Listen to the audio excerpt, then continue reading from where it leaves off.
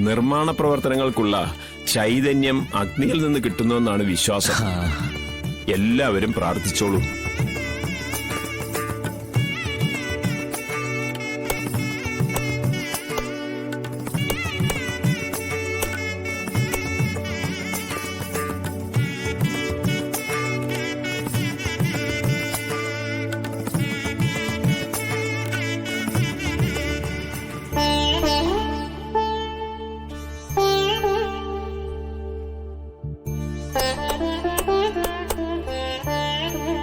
നന്ദിയുണ്ട് മാഡം.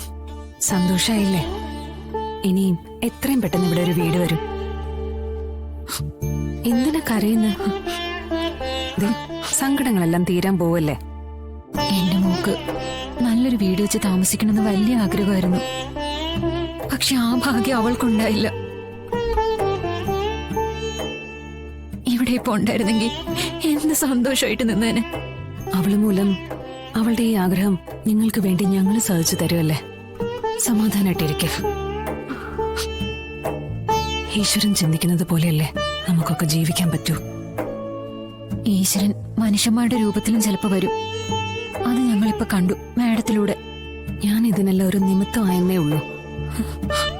കുട്ടികൾക്ക് ക്രെഡിറ്റ് മുഴുവൻ കൊടുക്കേണ്ടത്.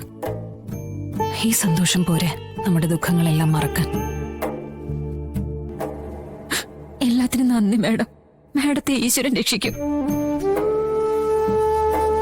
ശോഭനെ, ഒന്നിങ്ങി വന്നേ.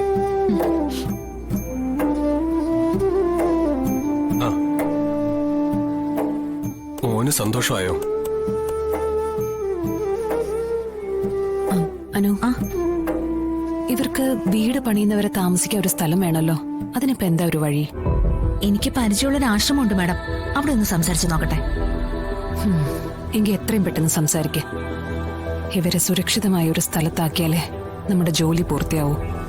ഞാനൊന്ന് വിളിച്ചു നോക്കാം മാഡം.